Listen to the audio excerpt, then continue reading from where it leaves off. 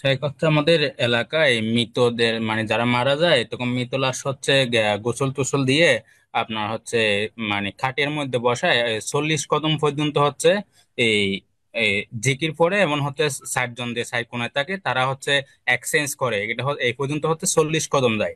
এটা কি হাদিসের আলোকে আছে? আমি হচ্ছে নাসিরউদ্দিন আলমাই রহমতুল্লাহর একটা বই পড়ছি, এখানে হচ্ছে এই রিলেটেড কোনো কিছু উল্লেখ নাই। এটা কি বা এই হানাফি মাযহাবে এই টাইপের কিছু উল্লেখ আছে? এটা একটু জানতে চাচ্ছিলাম।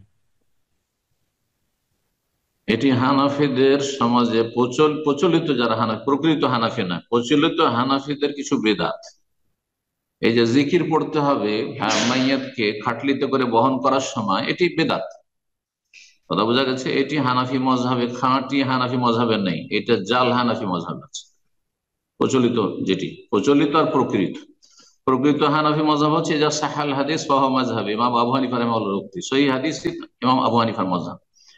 কিন্তু তাদের সমাজে হানাফি মজহাবের নামে বহু জগা খিচড়ি রয়েছে, বেদাত রয়েছে, মাজার পূজাও রয়েছে, গায়রুল্লাহ ফরিয়াদও রয়েছে, তাবিজ তোমারও রয়েছে, আর মাইয়ের সংক্রান্ত বহু বেদাত রয়েছে। তার মধ্যে খাট উঠাবার সময় বা খাট বহন করার সময় জিকির করা।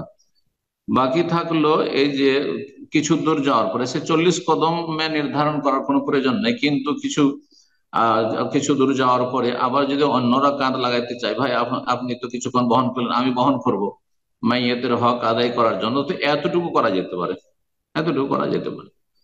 কিন্তু কাঁধ বদলাইতে হবে।